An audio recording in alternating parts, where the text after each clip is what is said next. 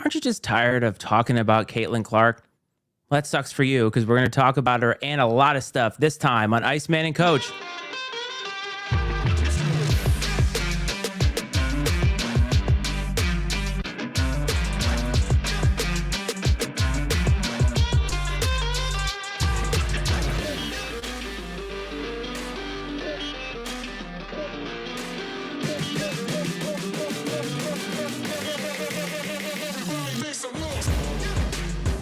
Welcome back. Welcome back. A shout out to Matt and Paige of the To the Wheels Fall Off podcast. Welcome everybody to Iceman and Coach. This is the Iceman Matt Freites. That is the coach Brad Powell. We got a lot to talk about. It is summertime. The month of June is here, and I just love seeing that bright orange and just everything about what you got going on, my man. It's always good to see that face. Iceman, yes, always nice, always a pleasure to get together. Caitlin Clark keeps providing content, or at least the Caitlin Clark saga keeps providing content. We've got a couple perfect word for that, by the way. Yes, we've got a couple of other fun topics on tap, I think, that are going to be fun to discuss. Great summer topics, I think. Perfect for the time of year we're in the world of sports. I am currently in the heat of 8U softball season, going well. Girls are having a blast. I tell you what, and you experienced this in T-ball. The best part about it is watching them like game after game, like game by game, improving, like big strides, like 100%. big improvement. And I mean, obviously you're set up for that because this is new to most of them. And so it's not hard necessarily to make big jumps in improvement when you consider where they're starting from.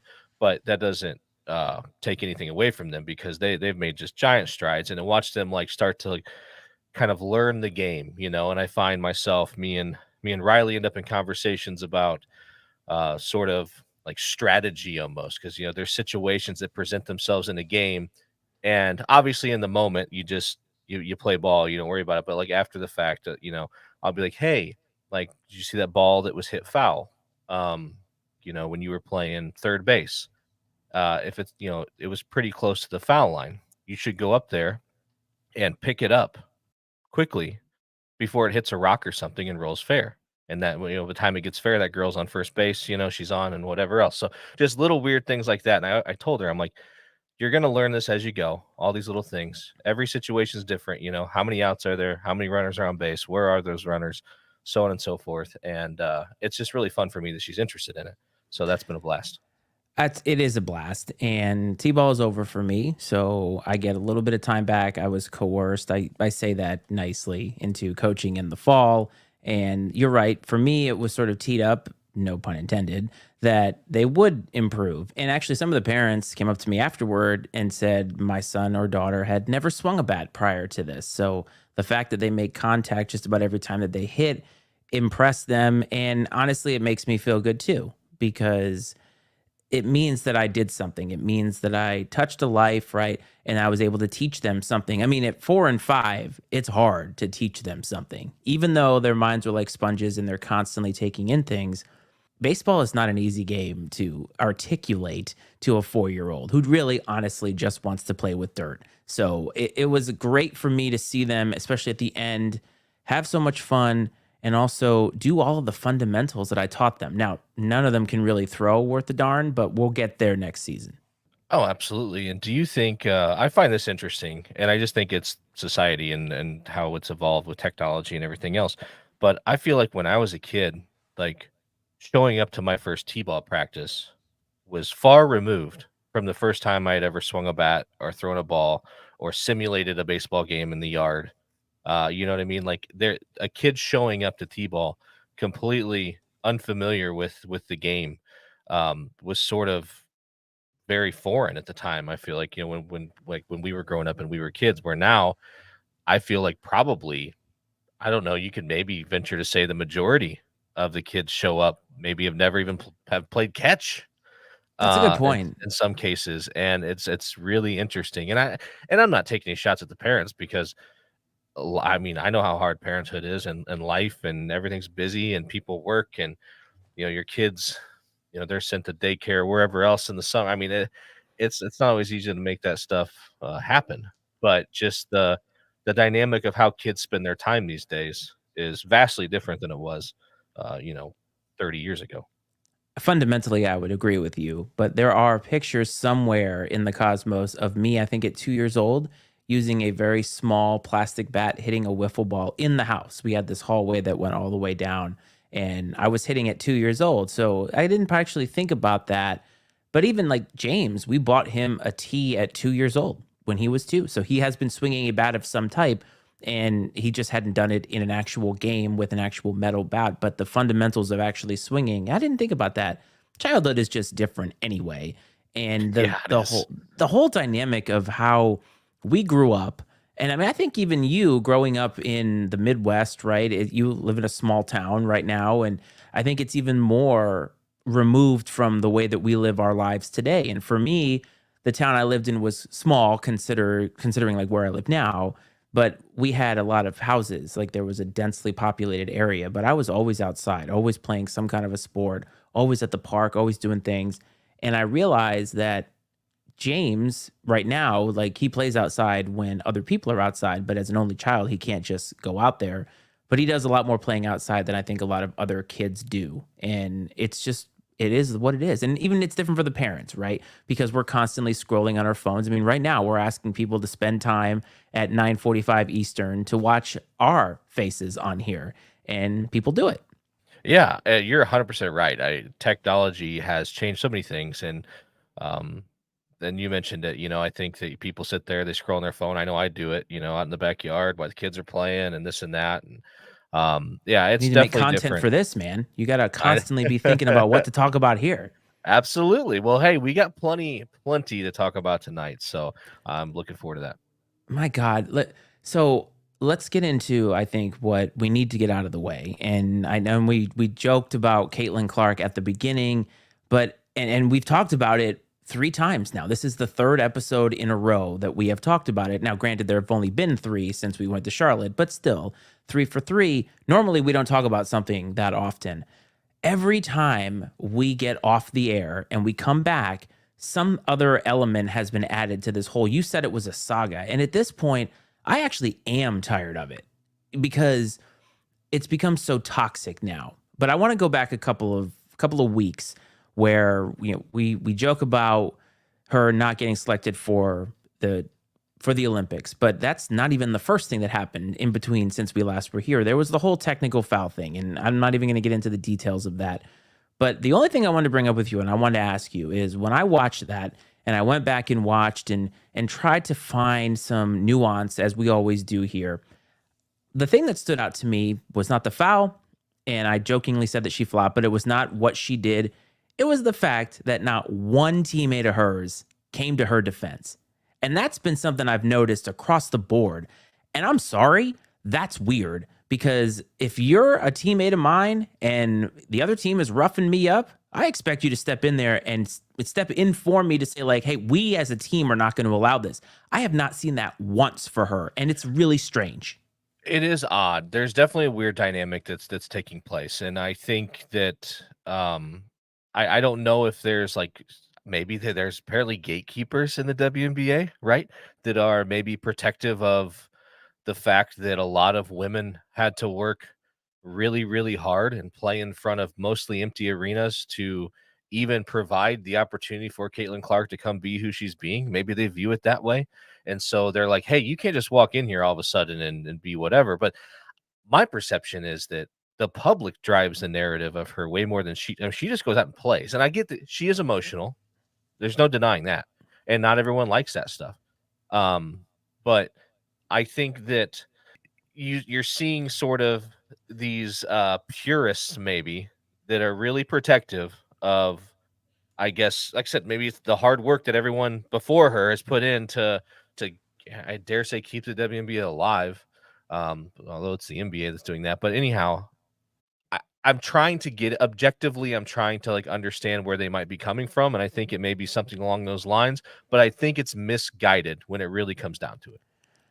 Yes. And so when we talked about this last time, I was kind of on the fence of I think she has to earn it in this league. And I still firmly believe that. And I think that is true of any player coming into any league. Like when you're a rookie and you become professional, you have to earn it. I don't think it should be handed to you. But as I've been kind of looking at the narrative and watching how people are talking about it, I have kind of realized that maybe there are multiple paths here when it comes to this dynamic. That as there is the media driven one, and then I think there is the internal WNBA players driven one, where I can understand fully not wanting to anoint somebody within your circle of players, within your contemporaries, to say, like, I don't want this person should not be gifted something that I have already earned through my play. And I think that's fair. I think you can even concede that, even though there is something to be said about her being great and maybe helping the league. But I still think it's weird that, I mean, not only has her teammates not come to her defense, the league hasn't said anything. Her coach really hasn't said a whole lot. I don't know everything that she has said, of course, and I'm going to get raked over the coals for that. But my point being is that it seems as if there is a targeted effort to make her transition as uncomfortable as possible for whatever reason that is. I have no idea. I can't get inside the heads of all of this stuff. It was just like the teammate part. I can understand opponents wanting to do that. Hey, you want to embarrass this person, you want to make them, give them a welcome to the WNBA league. But I saw an argument with, now I was on the Sneak This podcast a couple of weeks ago with them, and the week after I was there, they had this massive argument about players stepping up that are not going to be down for the cause in terms of like helping your opponent. And I'm like, I think that it's really the act of your teammate coming in and saying, "Do not do that to my teammate." I don't know why. I don't know what the reasoning is, but if I'm Caitlin Clark, I'm looking at this and I'm thinking, once this contract is up, I'm out of here. Like if my teammates are not going to step in and fight for me, even if it's emotionally, it's weird. This whole thing is weird. It went from being like a great story to this toxic thing that now just will not go away. And I'm sure she's friggin' tired of it, even though she has said, in my opinion, when it comes to the media, all the right things. Yeah, I think that there's a perception that she has a sense of entitlement to some degree, but I don't think that she has driven that narrative at all. I think if anyone has, it's been the general public and the media that have, you know, just showered her with love and with praise. And you have people who, I've never watched an entire WNBA game, I'll be honest with you. And I am engaged in what's happening in the WNBA because of Caitlin Clark. And that fact, I think that concept transcends across, millions of sports fans right now. And I think as far as the stuff, the fouling and things that are happening in the games, I heard some people say, "Oh, she's getting like the Jordan treatment," from the bad boy Pistons. But the thing is they did that to Jordan because that's what they had to do to stop him. Like this seems like it's a lot more malicious than just trying to keep her from beating them. I mean, like the Fever are not very good, and so No. I don't think there's the competition factor is much of an issue, and in terms of who's going to win the game and the outcome, but the part that bothers me the most is you cannot push this narrative for the last 2 decades of people, hey, there's good basketball played in the WNBA too. The WNBA needs to be viewed on an equal footing as the NBA. We deserve the praise, we deserve the pay, et cetera, et cetera. I'm all of those things, as I stated them, may not be what has exactly come out of these people's mouths who have been a part of the WNBA and building it over the years. But you have, let's take Caitlin Clark's basketball ability out of the equation entirely, and let's look at this like a business.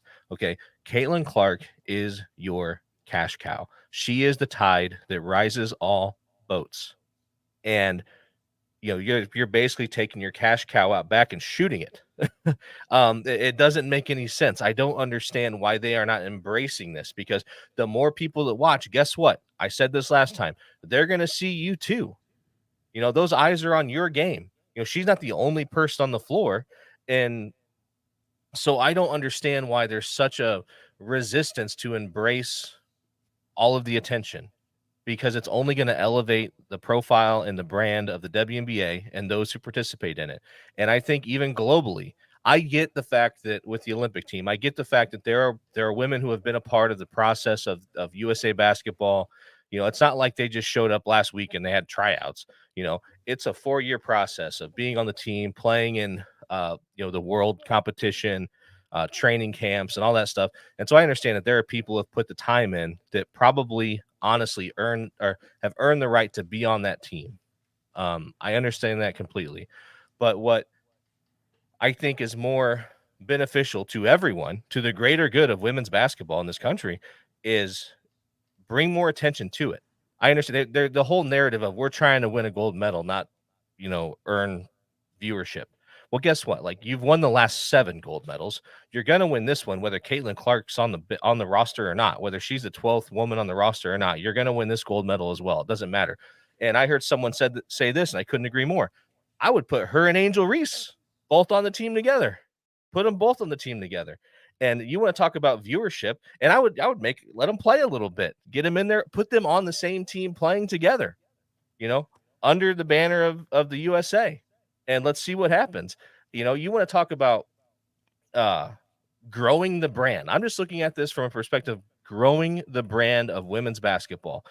And I don't understand. It's like you have a fire that is blazing hot right now, and you have members of the media and what appears to be the majority of the people involved in the WNBA throwing a wet blanket on it. And it makes zero sense to me. It's like everyone gets caught up in their feelings about this thing, whether it's politically driven or culturally driven, whatever the case may be. And they're losing sight of the fact you have a great opportunity to do what they've been talking about doing for years, and that's grow the brand of women's basketball. You had Caitlin Clark, who plays on a lousy team. They go to play the Washington Mystic the other night, who are used to playing in front of 4,000 people, and they sell out a 20,000 seat arena. You know what I mean? Like, if that doesn't tell you everything you need to know about how you should be handling this, I don't know what to tell you. You made your bed, you can lay in it.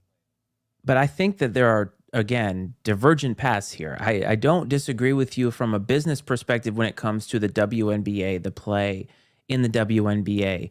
But I do separate and think about business versus basketball when it comes to the Olympic team, because I just do not view Olympic basketball as some type of a brand anymore, because we in this country only care about it for real when it's in the Olympics. And other than that, we're mostly concerned with, did we win? But also, one of the arguments that people have been making about, well, this is why Caitlin Clark should be on it is, well, Christian Laettner was on the Dream Team.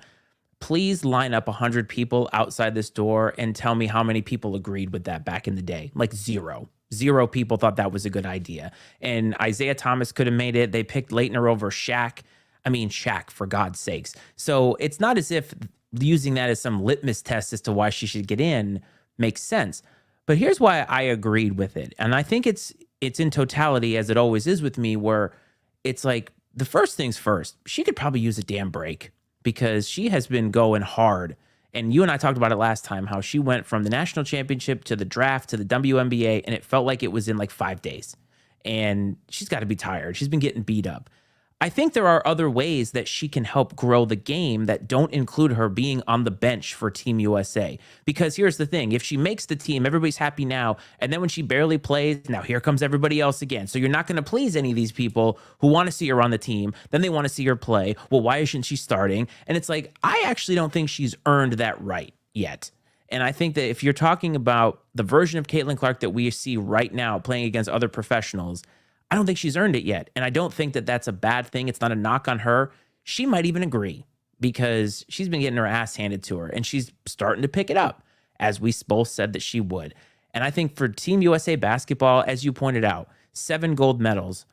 For a lot of these people, it has never been about basketball, and I'm not sure if it actually is, even if she plays and they win the gold medal, because we have been great for how long? I mean, even over 13 Olympics that women have played basketball in the United States, they've won 11 gold medals, and nobody really cares about it. But so I thought Team USA doing it from a basketball perspective, I thought might be doing her a favor in the long run, because I still think in 4 years, when we go back to the Olympics, she's going to make the team. She's probably going to be one of the best players on the team. And at that point, hopefully, the rising tide, as you said, will have benefited the league as a whole. But I think this is a short sighted thing in that, well, we got to put her on now. And it's like that may benefit the now, but like this is something that, as you said, it's white hot now, but you want to keep it that way. And I'm not necessarily sure her being on the bench does that now. What if they did something? I heard this. What if they had her at NBC talking about the game, talking about these players, lifting up these other players that are not her, the ones that are actually playing for Team USA? People might actually engage with that.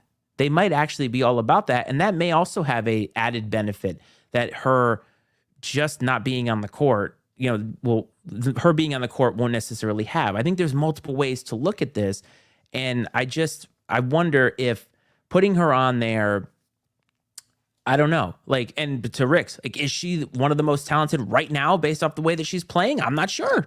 I'll say this. I think that her being, I don't know, is it 12, 15, whatever? I don't even know what the number is. 13, I think. Okay. Is she realistically one of the 13 best women's basketball players in the United States? I don't know that I could say that. I don't know I either certainly right couldn't, I now. couldn't say it with any conviction, uh, so if that's an unlikely, they may very well believe that they're going by this narrative, Dad, where they are picking the best players by talent. Caitlin Clark is extremely talented, but I think that it probably would be a reach to say that she was one of the best 13 women in the country right now, at this point in time, especially on the international level, which I'm assuming, like the men, the rules are slightly different. The game's played a little differently. And I'd have to assume she's probably got international experience at the younger age levels, probably at some point in time. But uh, my perspective is purely business related. I can subscribe to the concept, Matt, that you said, as far as her having to earn it a little bit. Um, these other folks who have put in the time. I can also understand what you're saying in terms of maybe needing a physical and mental break from it all a little bit. I don't think, and as you mentioned, I don't think that her making the team would really calm any of the firestorm. It would just be different, right? It would be, well, the amount she's playing or not playing. It'd It's be the just people continued to outraged. evolve, man. Like it hasn't stopped in any Yeah. way. Like they're gonna find stuff for some reason. Whoever it is that needs to have this in their life, and God, it's not us, but we seem to always have it in our life. Like they need this narrative. And the other thing that I didn't say was imagine adding her to the team, and now you have this camp of these players who have already treated her like crap. Not every single one of them would do this, but like, is that going to hurt team chemistry having her on the team? Is it going to take them away from their goal of winning the gold medal? Because if they have her on the team and they don't win the gold medal, then everybody's argument is just gone now. Yeah, that would be bad. That would be a bad look. But I think that uh it's I mean, the I've whole pinned thing you in is a just corner. absolutely, the whole thing's just fascinating. And has there ever been a more polarizing person that has I don't know if she could have a I don't want to say this. Has there ever been someone with a lesser polarizing personality and behavior that was more polarizing in the public eye than Caitlin Clark? Like, I think she's there's nothing about her behavior really. I mean, yeah, she's emotional, but I mean, it's not like it's off the charts. If it was anyone else, if it was just like the eighth person, the third person off the bench for insert random college basketball team that showed emotion, nobody would bat an eye at it, right? I don't think it's absurd or anything like that. So my point is that she seems is down the middle, ordinary, like borderline, and I don't mean this as an insult, borderline boring. Um, like, I mean, her personality. I mean, she says all the right things, she does all the right things. She seems like she handles herself well in the public eye, and somehow this woman has become so polarizing when it comes to the general public and their opinions on her and how she's treated, and it's incredibly fascinating. Yes, but I think that there are many layers to this, and you talked about cultural, and I think that that's something that people don't want to admit because they'll say things like, well, why do you bring race into everything? Well, I think that it does matter a little bit when it comes to the cultural side of things, because here comes this white player. It's not too dissimilar from like Larry Bird and Magic Johnson back in the day. I mean, they were both extremely talented. Magic Johnson won the national championship, and yet Larry Bird was kind of the guy that everybody thought was going to be better and was going to be elevated. And so there are elements to all of this that come down to your perspective, the way that you lived your life, like your biases. I mean, there's so many parts of it, but I understand that those make people uncomfortable and they don't make for good sports content, but like they show themselves. I mean, even looking at it too, like Stephen A. Smith on First Take. I don't know if you saw that with Monica McNutt, that whole thing. And it's like she has been A little calling bit. basketball, she's been following the WNBA, right, as a reporter. And the entire point of his show is to make himself look good, which is to me not good content. But a lot of the things that he says, especially in this realm, come off kind of ignorant when he has other people who know more than he does. And I think that's where the toxicity comes in to all of this, is that people want to have an opinion. Like, I know that we're giving an opinion, but at the end of the day, I would prefer that she would be going around and doing her thing, that the WNBA would be great, and that everybody would be kind of happy with the state of things. But for some reason, every time I turn around, something happens where now we're talking about it again. And it's gotten to the point of it's being played out. And you're right though. Like, who is somebody who is so not polarizing in terms of their personality? Normally, when people love or hate you, like Coach Prime, you either love or hate him because of how he is, because he has a personality that makes him that way. She just comes out and says, like, I like to stick to basketball. And everybody's like, oh my God, she's the worst. Or, oh my God, she's the greatest. And I'm like, Right. can it just be somewhere in the middle, for the love of God? And if you're watching this right now, all five of you, hopefully it's because you love the fact that we kind of try to live in the middle sometimes.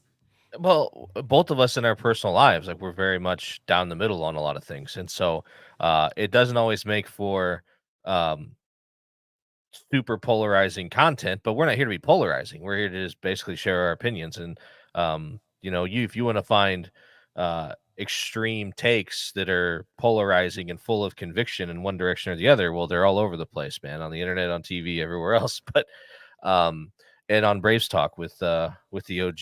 Oh, absolutely. You want to hear some absolutely biased takes? Listen to Braves Talk whenever we bring that back. Plus, college basketball season is coming back. But yeah, I know, again, we've spent like 20 something minutes on this, and I'm sure when I repost this video, people are going to be like, you guys don't know what you're Not talking again. about, blah, blah, blah, blah, blah, which would be awesome because we'll get like 50 subscribers, I'm sure. But I wish that it was less toxic. So I want to reset a little bit, man. Okay. Let's move on to something. We talked about college basketball. So Dan Hurley has been a very popular man in this offseason, twice now. Last time we talked, I think 2 times ago, we talked about Coach K, or not Coach K, excuse me, Coach Cal taking the job at Arkansas. We talked about the job at Kentucky. And I think you at the time said, I don't think that's a great job. And Dan Hurley kind of agreed with you because he's like, I'm good. And so the Lakers, of course, fire another coach because they've gone through, I think I saw it was like 6 or 7 coaches in the last 12 years. The Lakers, by the way. And Dan Hurley gets a call from the Lakers. They're going to offer him big money. And he goes, you know what? No, thanks.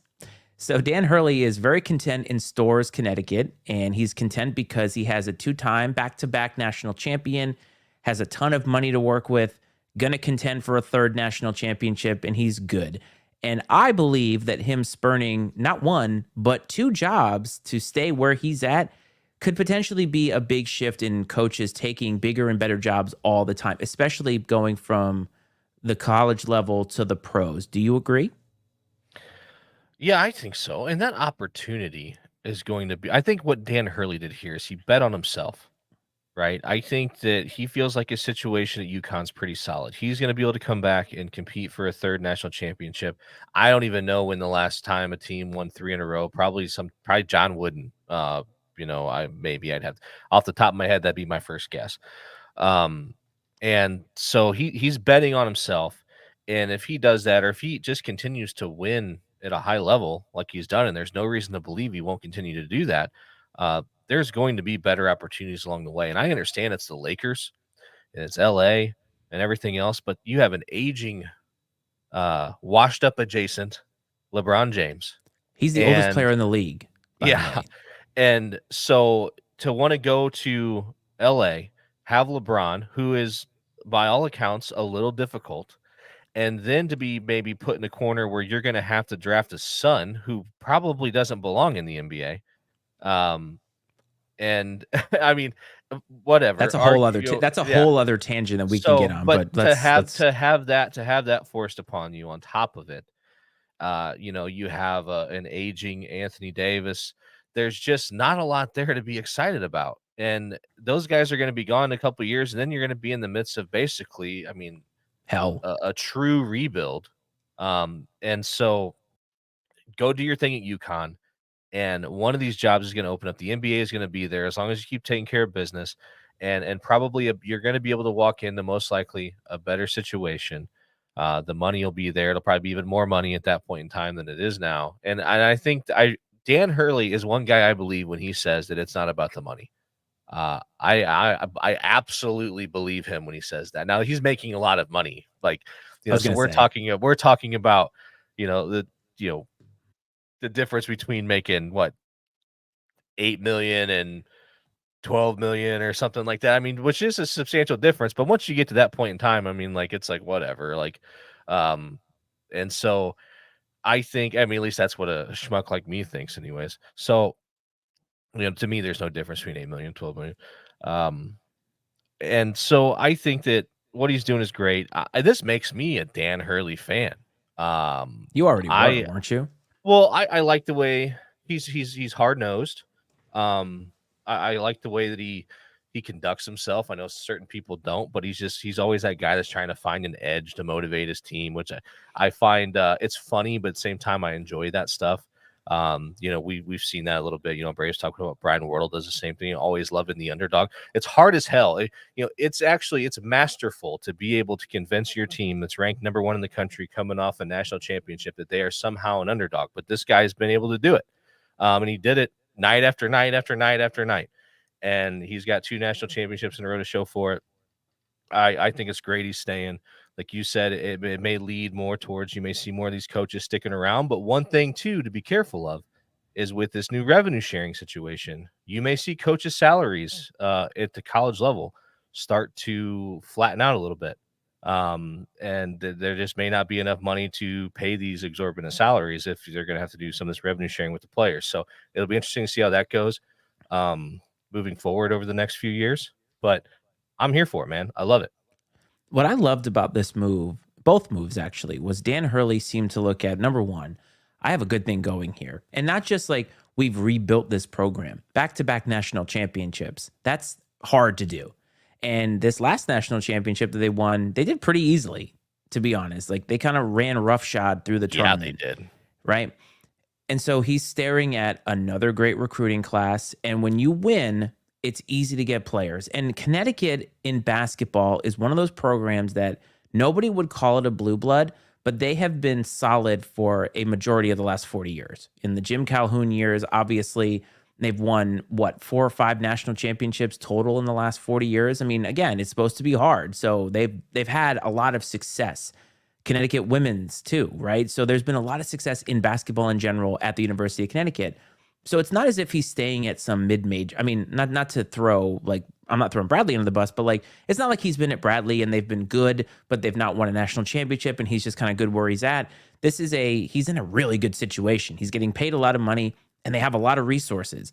And here comes Kentucky, who also has a lot of money, also has a lot of resources, but also have a lot of fans who maybe aren't going to stick around for any kind of a rebuild. And he's like, you know what? No thanks. And then here come the Lakers. And of course, you interview with them, but he's smart. He looks at the Lakers and says, yes, aging LeBron, aging Anthony Davis. I'm going to have to take Bronny. And then what am I staring at? You know what? Thanks, but no thanks. And that's something that 10 years ago, 15 years ago, these college coaches would have jumped so quickly. And you know what? Coach Cal would tell you the same thing. Probably would tell you he wished he hadn't jumped to the NBA because he did. It didn't work out. He's back in college, and that's where he is now. So I think Hurley kind of, he may have started a trend. And as you said, if salaries are going to come down, they're going to start to flatten out. I think it's going to come down to schools providing resources. And that's where it comes down to. Because I think for a coach, at least if I'm looking at it, it's nice to get paid a lot of money. But if I'm getting paid a lot of money, but we can't get NIL money, we can't do a lot of these other things in today's paradigm, it doesn't help me. he's in this position where if he keeps winning, he's gonna make a ton of money. So why would you leave that? And I love it. No, I agree, and I was just thinking I wanted to verify it was true because it would be one hell of a statement to make if it wasn't, but I don't know if we can talk about the Lakers without, acknowledging the death of Jerry West today. Yes, yes, that happened Um, this morning. And what, yeah, 86, I think? he was born on the 28th of, May 28th of 1938, so I don't know, you do the math, That's you're 86. the Yes, he was. mathematician, so I said on Facebook, and you're right, that we should have. So, first of all, obviously, we don't know Jerry West, never met Jerry West, but condolences to his family, loved ones that he leaves behind. Anytime somebody passes, you always want to make sure that those people are taken care of emotionally because, as I know all too well, grief hurts a lot of times. But Jerry West, the only thing that I would say about Jerry West, and I think it's the only thing you need to say, is he's the logo of the damn yeah. league. And that's all that you need to know. And I understand that at some point they probably will move on from him as the logo. A lot of people want to make Kobe the logo and so forth. But I mean, he is probably one of the best people to ever pick up a basketball of all time. And yes, the game was vastly different when he played, only won one championship. But man, I mean, they made the logo after you. And not only that, but as an executive, I saw this today. It was like, in the same week in 1996, I think, he traded for Kobe Bryant after the draft and then signed Shaq in free agency. That's one hell of a week. Yeah, that's an excellent week. Yeah, I mean, in 1 week, and you have executives that have careers and don't ever pull stuff like that off. So that's really impressive. And what sort of triggered my thought on Jerry West was as we were talking about Dan Hurley, and I'm like, like Dan Hurley, he is a true blue like northeastern guy. Um, Oh, he just yes. seems so northeast. And I'm like, he would not fit in LA at all. But I'm like, shit, Jerry West, not a definitely not a shoe-in fit in LA either. And he had a lot of success there. Being the pride of West Virginia, Jerry West, he was able to pull it off. And so um, yeah, rest in peace. Condolences to the West family. And yeah, the logo has left us. So moving on. And I'm sure somewhere out there, John Elway, who we now found out is not an executive for the Broncos, wishes he had the career as both an executive and a player as Jerry West did. But good for Hey, Dan John Lynch. Hurley. John Lynch, though, man, is he's He's in the making running it for that. there, but 49ers can't win when the lights are the brightest. So you got to win it. Do it in the Super Bowl is what I would say. But congrats to Dan Hurley. And I think it'll be fun to watch this season how it goes. If he wins a third national championship, do the stakes get higher? But I thought it was refreshing to see him actually stay. And I'm not going to lie, I'm probably going to root for UConn to win again this year because I would just love to see them make a dynasty there. And him, I mean, he's already basketball royalty in terms of the family name. The Hurley name is legendary in basketball, especially in coaching. So he's got a good thing going for him. He's doing just fine. But the I'm NBA calling it out. Finals, right? UConn over Bradley, 87-86 in the national championship next year. Your dad would have a heart attack if Bradley made the national championship game. But That'd be great for us. it would totally be great for Braves time because we'd be there live at courtside when the players came up. Anyway, so Jerry West, NBA Finals, synonymous, obviously, and the Stanley Cup final is happening right now. So these are two sports that we don't cover almost ever because we're not very versed in them. However, it spurred a conversation that we had offline that is going to come online about sports trophies in terms of championships. And that's something I think we talked about or wanted to do last year. We never did. And so this is a good time to talk about this. And I think we're going to discuss these trophies as like the best ones. So I'm going to list off 6 trophies and then we can kind of talk about them. I think we're in Okay. alignment on which one is the best, but I think it'll be interesting to sort of talk about why we both think There's it's only the one. best. There's only one right answer. Yeah. I agree. So I put in the World Cup trophy because even though it's every 4 years, it is a pretty iconic trophy and it does mean a lot in terms of international sports. The college football playoff trophy is up there. The Commissioner's Trophy, which is the MLB World Series trophy. I think it's called the Commissioner's Trophy now. There's, of course, the Vince Lombardi Trophy, and that goes to the winner of the Super Bowl. The Larry O'Brien Trophy, which goes to the winner of the NBA Finals. And the only right answer, Lord Stanley's Cup, which goes to the winner of the NHL Championship. So, am I correct? Yeah. The Stanley Cup is by far the greatest trophy in all of sports. And the tradition. It's got every name of anyone. Well, the rings. I think eventually they've got, they're in the Hall of Fame at this point because they're not adding rings to it. Just as they have to put a new one on, one comes off, uh, or whatever, and gets put in the Hall of Fame, I believe. But it is the same trophy. It's not like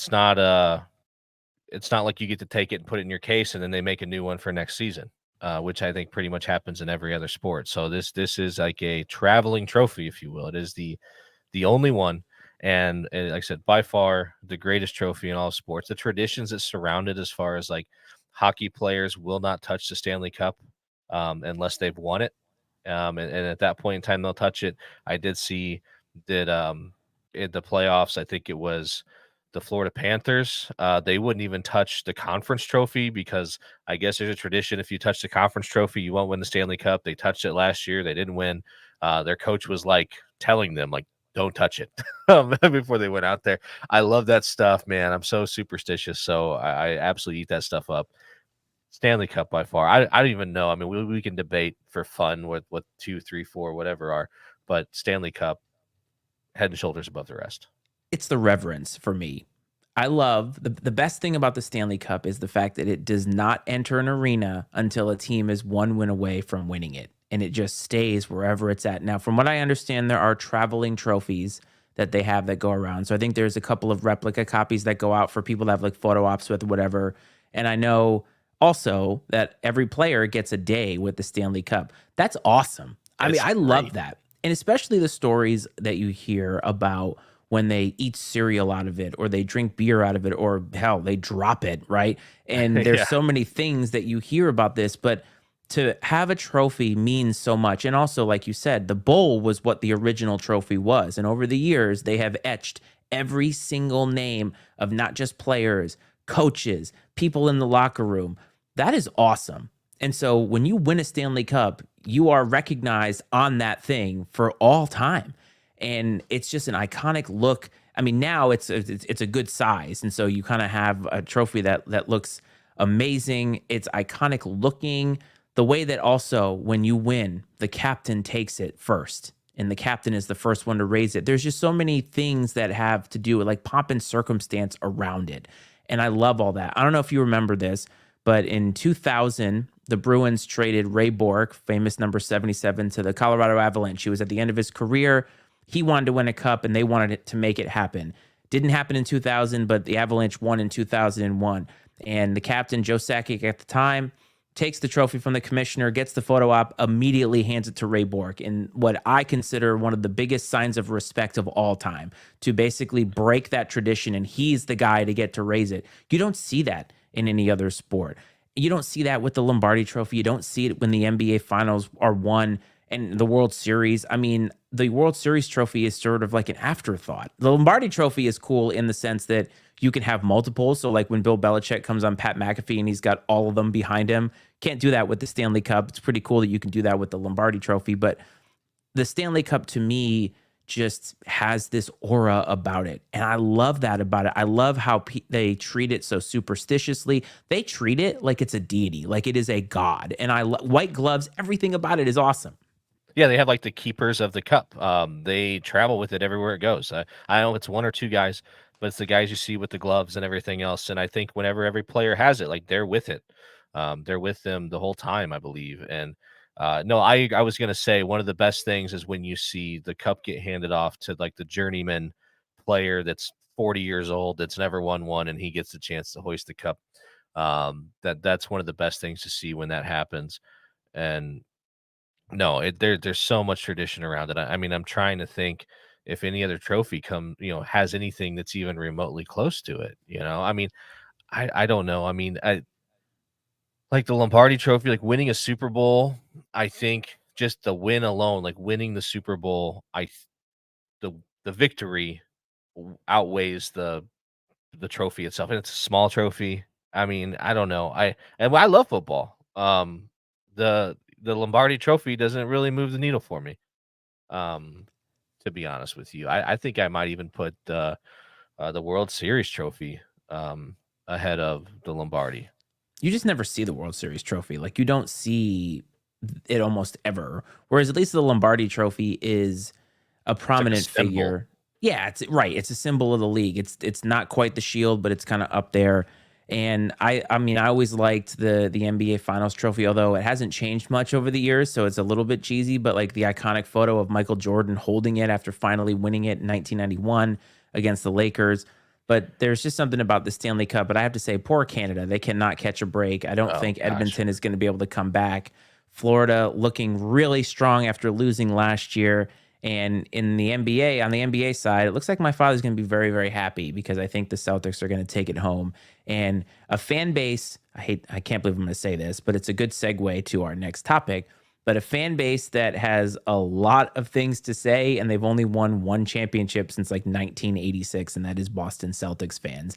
And they're like, "Yeah, but the Banners," and I'm like, "Yeah, but you The haven't won Bears. any, you haven't won anything in a very long time.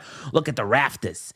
And I'm like, "No, that's not what's going on." But let's talk about rivalries. So this is our last topic of the day, and as a little bit of fun, I have loaded up a clip here because it got me to thinking about rivalries and just about the way that they exist today. But this is a clip courtesy of the Dan Lebitard Show. And Stugatz was pissed at the Yankees because Dan, they were selling jerseys. They were selling bobbleheads. It's Yankees Dodgers. It's a big rivalry. The Yankees don't need anyone's help. And this is weeks after Steinbrenner said that he is going to cut payroll, that he has to cut payroll, which is not the Yankee way. You add payroll, you don't cut payroll. This is also not the Yankee way, and he should be ashamed of himself, and his father is rolling over in his grave right now. You do not sell Shohei Ohtani Dodger jerseys in your team fan store. I don't care how much money it brings you. I don't care how much money you need. That Yankee brand used to mean something. George Steinbrenner he would fire every single person in that organization if they dared even suggest that they sell anyone's Dodger jersey at Yankee Stadium, and the Yankees just did it over the weekend. That is a terrible job by Hal Steinbrenner. I think it's Hal. Flourish there, I not love it, actually the knowing ending. his name. That's like, Yes. I love it. That's great, man. You'd fit right in here. He would fit right in here. But I have to say that selling the opponent's jersey of any kind in your store is definitely a 2024 thing. And I am Is that not real? here for that. Like, it's not a Yes, joke? it is real. They actually had hats that had Aaron Judge's number and Otani's number on it. That's wild, man. Isn't it weird? I mean, that's strictly got to be a money grab. Like, Oh, I mean, I think there's, 100%. I mean, right? But that's why I say, like, rivalries today, players are so friendly with each other that are there actually rivalries? I'm not sure, but I can't imagine a scenario. Like, go back to the 90s. Imagine them selling an Isaiah Thomas jersey at the Bulls store at the People United would Center. buy it just to wipe their ass in the bathroom. Like, that Yes. would be the only reason. And I get it. Okay. Otani is a big deal, but I think what Stu said is very true that the Yankees don't need any help. Aren't they a global brand? And they're good Yeah. this year. It's really strange, but I feel like rivalries in general, they just don't have the same fierceness anymore. And like whenever I see these rankings of best rivalries in sports, I only think there's a handful that legit matter. Like I think So- that Michigan Ohio State matters, but there's not that many. So let's talk about that, because I think there's a difference between most rivalries exist almost strictly amongst the fans, right? The fan bases. So what rivalries actually um, carry over onto the field of play? I would agree. Michigan Ohio State is one that I think that the players on the field have an absolute um, magnified sense of competition and motivation because of the team that's on the other side. Absolutely. I'm trying to think of what other ones there may be where it's really actually meaningful to some extent to the participants. Alabama and Auburn. Uh probably. But But I Alabama's still usually think vastly better. I still think the fan base interest way outweighs the how much the players on the field. And yeah, both teams have to be like fairly there's got to be some exchanging of victories for it to really actually ramp. I mean, look at the Ohio State Michigan one the fans would get riled up about it, but it was kind of dead for a few years. I mean, for a little while until, Michigan got things going. But Yeah. I mean, other ones, my dad says Bradley, Illinois State. Yeah, yeah, maybe. Proximity is a big part of that too. Um, goodness, But like in that clip though, he's like Dodgers Yankees big rivalry. I think no, not anymore. they played like 21 times total since the Dodgers moved out to LA or something. So it's not like they played a ton. Yeah, I mean, when did the Dodgers move to Well, LA? Was it the they played a lot. 60s Yeah. or so? They played a lot in the World Series, like in the 80s, like in the 70s and 80s and stuff. So like they have a history, but it's not a rivalry today anymore. Even so, like Yankees Red Sox, totally not a rivalry, even in the sense of like it's not even a national narrative anymore, no matter how many times ESPN tries to tell you that it is. And kind of with the fans, but also not really. Like I don't get that sense whenever the Yankees used to come to town, and I'm talking about when Jeter, Rivera, all those guys. My goodness, everybody was talking about it. Hate these guys. I can hate these guys, and now it's just kind of like, yeah, I just Yeah. don't think that there is the same thing. But I just don't understand. Like to me, the rivalry may not matter, but what the hell? Why are you selling merchandise of another team's player in your store? That is bonkers, and I'm kind of not here for it because I feel like we have to keep something sacred. It is a little unique, for sure. Unique's probably a friendly word. Yeah, I don't understand it either. It's definitely wild. And yeah, out of an organization like the Yankees, and Stugatz is 100% right. Old man Steinbrenner would be. This wouldn't even be a thought. Like you said, someone just mentioning it would get them fired, and exiled, from New York City instantly. I think maybe Bears Packers that might carry over a bit. Do you think? I don't. The Rogers, like, I own you shit and stuff like that. I mean, He's gone now. He's on I know. USCO, whatever the hell it's called. He's with the Jets. Patriots in a sense used to sort of mean something, but I think it meant something more to the players after the whole Spygate thing, which the Jets uncovered. So I don't think it really matters today. Like I don't think Zach Wilson is striking fear was in the Patriots, when Belichick was there. So like there's just I don't know. I feel like the rivalry part of it, like even in college, you might be right.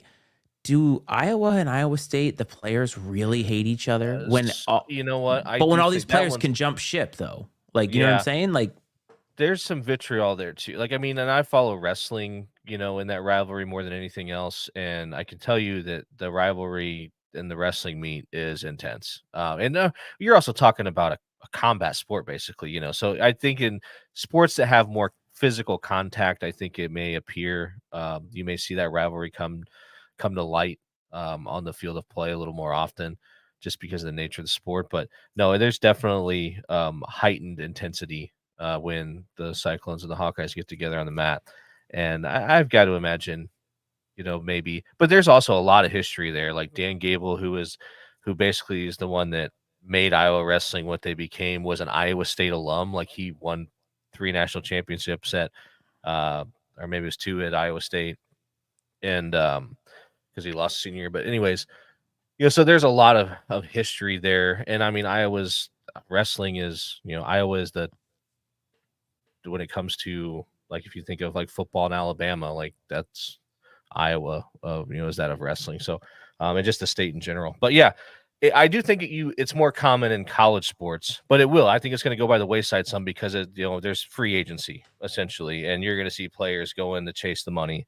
And so, just the loyalty is something that's going to continue to disappear.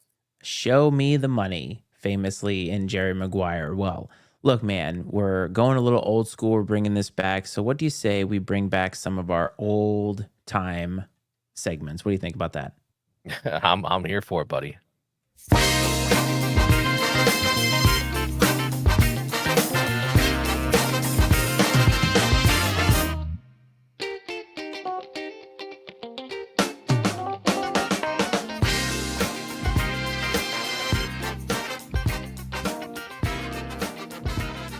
Iceman stat of the week. It's been a while, but we were just talking baseball. And so I wanted to bring you a baseball stat. Are you ready, sir? As ready as I'll ever be. I love the enthusiasm. And I have a first question for you. Have you ever heard of a man named Barry Bonds? Yes. As a matter of fact, I have. Okay, great. So Barry Bonds, his stats from his career, mostly from the career that he had after he took steroids, are kind of in what I call Tony Gwynn territory, where they're so ridiculous compared to everybody else's that they're almost too fun to ignore. So this one is about Barry Bonds, and this stat is something I saw on the internet. So if you were to take all of his MVP seasons, he had 7 MVP seasons, which is ridiculous. If you took out all of the stats that he had from those seasons, just wiped them clean, Barry Bonds would still have 440 home runs and 359 stolen bases. He also would be the only player still in MLB history to ever have those stats. It's insane. That is insane. And it's a shame that his accomplishments as a baseball player are being they're overshadowed by the PED stuff, and the controversy surrounding all that, because it does overshadow the fact that he was a great baseball player before the PEDs became a factor. I have changed my tune on that so much over the years. I used to be firmly in the camp of he shouldn't be in, but now, honestly, you see how rampant it was. You see how MLB turned a blind eye to steroids. And I feel like a stat like this tells you that he would have been a Hall of Famer without it. He was probably a Hall of Famer before he took any steroids at all. Let the man in. And unfortunately, he's going to have to die to get in. He and Pete Rose are going to be in the Yeah. same class. Yeah, and I mean, don't these people realize that these guys were hitting off pitchers who were also juiced up? Yes. You know what I mean? So you have to consider. I mean, the playing field was level, for sure. For the most It was, part. yeah, for the most part, the playing field was level. So you can't really make an argument that there was a competitive advantage gained from it. Now, sure, do you want to say that a routine fly ball on the warning track turned into a home run a few times? Probably. Not enough to get those stats, though. Not enough. I mean, the other stat that I saw, which is not an official one, but it was like, I think in 2004 or whatever season it was, he had like 353 plate appearances, but he got on base safely 356 times. It's ridiculous because he got walked so many times. I mean, Tony La Russa walked him with the bases loaded. That's how dangerous he was. I'd rather let in one run than 4. Yeah. Which was a bold strategy, but it worked because you'd rather give up 1 than 4. And that's how crazy Barry Bonds' career was. And I'm firmly in the camp that he should get in. Hopefully he will one day. But baseball is just weird that way, where they won't let anybody in. And I feel like in some form or fashion, when Roger Clemens is dead, when Pete Rose is dead, when Barry Bonds is dead, all these guys are going to say, you know what, let them all in, and they won't have to look at them face to face, which I think is kind of cowardly personally. It is. I'm with you, man. Put them in. Put them all in, and let's call it what it is. Because all those dudes back in the day, 20s, 30s, 40s, those guys were all on speed and shit. And everybody had their own. They all had their own, greenies or whatever. These guys, it wasn't steroids. It was just something else, the different performance enhancer. So I think that you just gotta let's put them in and monitor, put the systems in place to monitor that sort of stuff moving forward, and life goes on. Yes. And with that, let's hit the trumpets.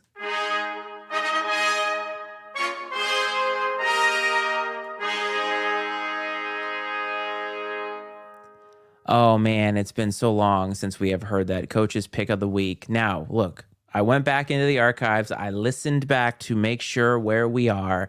And I said during the Super Bowl live stream that we're going to wipe the slate clean. And we did. And so you are now 1-0 because you picked correctly, not with the spread, the Kansas City Chiefs to win the Super Bowl, which they did. So you are here to make a pick of the week for the first time. Now, that pick, you hadn't made one in 7 months. So you are due. And I believe you have a pick for us. So please, Coach, for the first time in a long time, please bless us with an official picketh of the week. Hear ye, hear ye. I welcome back all of my gambling degenerate friends who have been waiting for your next opportunity to cash in with a winning pick. And I have good news. We have one for you tonight. So some of you may not know, there is another football league out there, the UFL, and the Iceman happens to be a season ticket holder, which I'm sure he'll tell us about in a moment. The UFL is playing their championship game sometime, I'm assuming, in the next few days. I don't even know when it is, but it is coming Sunday. up. And it is between the Birmingham Stallions and the San Antonio, is it Brahmas? Is that Brahmas, yes. correct? The Brahmas, right? The Stallions and the Brahmas. I am taking, I don't even know what the spread is, so I'm just taking this thing straight up. I'm taking the Birmingham Stallions to win the UFL championship over the San Antonio Brahmas behind the play of some guy whose last name is Martinez from Kansas State at quarterback, who led the league in rushing and some other good categories at the quarterback position. He'll probably be bagging groceries in 2 weeks somewhere, but not until he's going to have a ring, a UFL ring that'll probably look like it came out of a Cracker Jack box. But you cannot take away the fact that he will be a champion. And Oh, so, with that, again, hammer the Stallions to win the UFL title. the Stallions over the Brahmas in the UFL championship game, which smells completely like I looked at the standings and picked the team with the better record. Coach, it's good to have you back. So let it be written. So let it be done.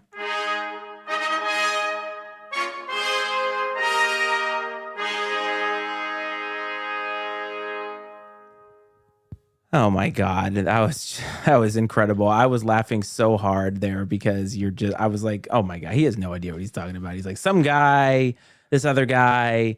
And yeah, let's just put that in the books. But you know what? A win was a win and you'll take it. I feel like I did the UFL justice with my Sure. pick and my knowledge. It seems on par. My analysis seems on par with the play on the field. I can't even begin to describe to you how many times Mike and I during a game were like, who is that? Because we had no idea who they were. But yes, I was a season ticket holder this year for the DC Defenders. We're going to be season ticket holders again next year. We actually added 2 more seats, hopefully next to us. We're trying to get more degenerates to come with us because it was worth it for beer and food included in the ticket price.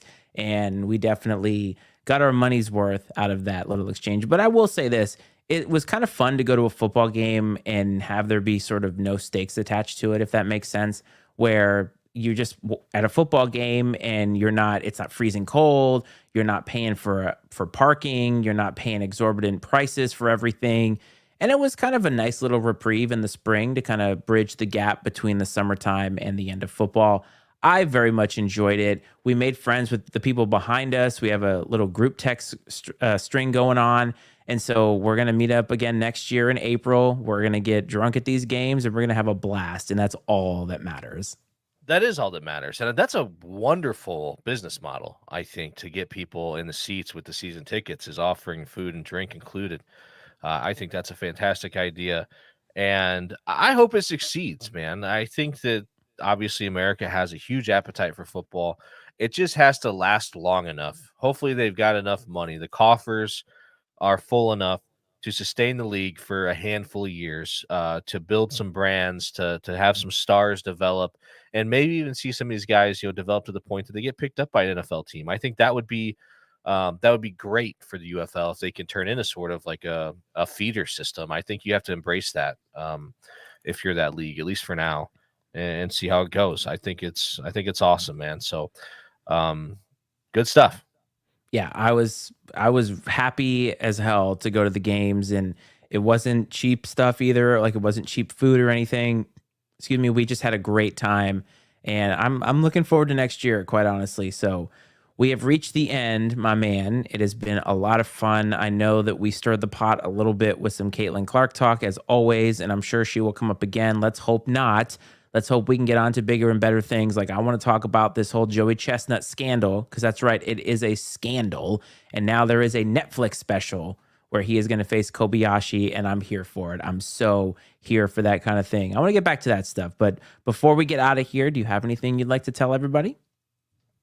Nice to be back at it again. Hopefully, we can squeeze one in next week and get back into the weekly routine. Oh We'll see how life goes. It'd be nice to get back into the swing of things every week before football season gets here, because it's going to be here before we know it. Again, go if you want a winner, go get the Stallions. they're gonna take care of business for you this weekend. Is it this weekend? Is that when the game It's is? on Sunday, and you also had to look at your paper to remember what you actually picked, didn't you? No, I don't have anything. I have no paper today, and my phone. Okay, all right. Nope. No, I'll just All right. straight from the heart. You feel it in your That gut. pick was, yeah. Yeah, the Stallions are in my blood, I guess. But no, had a good time. Had some good numbers as far as listeners. Had some interaction in the chat, which is fun. Good topics. This was a good time. Thank you all, as always, for listening, and I hope you come back next time. And thanks to everybody who is new, who may be watching us or listening to us for the first time. It's always fun to interact with new people. If you want to follow us on social media, we're all over the place on Twitter or X or whatever it's called, on TikTok, on Instagram, MattyIceMedia.com, which is where all the other podcasts that we have is part of the network, which is right above my head over here. Just support us. Listen, we're always here for some critical feedback. We always love to hear people who think that our takes are crappy, because guess what? They kind of are crappy sometimes, and that's okay, because we're out here doing this in the middle of everything else. But Coach, it's always nice to see you. I love this vibe that we got here, and with summertime coming up, we're going to have some big content for you. So I hope this finds everybody well. Hope this finds everybody safe, and Coach and I will check you next time. This is Iceman and Coach.